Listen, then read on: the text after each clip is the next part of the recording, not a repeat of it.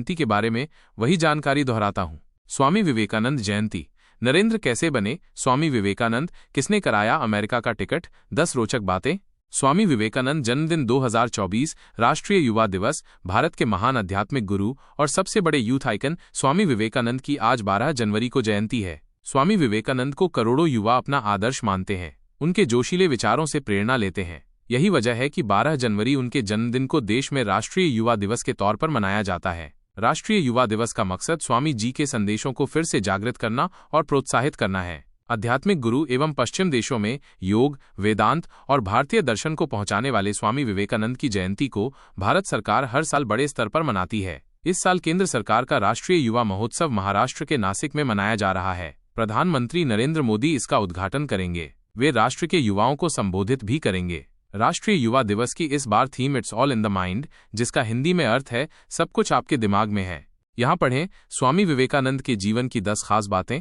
किसने दिया विवेकानंद नाम? स्वामी जी जिस नाम की बदौलत से पूरे विश्व में जाने जाते हैं वो राजस्थान के खेतड़ी के राजा अजीत सिंह की देन है। उनका बचपन का नाम नरेंद्र नाथ दत्त था। स्वामी जी अपना नाम विविदिशानंद, जिसका अर्थ जानने का इच्छुक होता है, लिखा करते थे। स्वामी जी ने अजीत सिंह से पूछा कि आप किस नाम को पसंद करते हैं। इस पर अजीत सिंह ने कहा कि उनकी राय से विवेकानंद होना चाहिए। उस दिन से स्वामी जी ने अपना नाम विवेकानंद रख लिया। शिकागो के धर्म सम्मेलन में जाने के लिए पहनावे में राजा अजीत सिंह द्वारा भेंट राजस्थानी साफ, चोगा, कमरबंद को पहना। किसने की अमेरिका जाने की व्यवस्था? खेतड़ी के राजा अजीत सिंह ने ही विवेकानंद का मुंबई से अमेरिका के लिए जहाज का टिकट बुक कराया था। 31 मई 1893 को जहाज से स्वामी जी शिकागो रवाना हो गए। कहाँ से की पढ़ाई? स्वामी विवेकानंद का जन्म 12 जनवरी 1863 को कलकत्ता के कायस्थ परिवार में हुआ था। उनका बचपन का नाम नरेंद्र नाथ दत्त था। स्वामी विवेकानंद के पिता विश्वनाथ दत्त कलकत्ता हाईकोर्ट के वकील थे, जबकि मां भुवनेश्वरी देवी धार्मिक विचारों वाली महिला थीं। स्वामी विवेकानंद बचपन से ही पढ़ाई और अध्ययन में रुचि थी।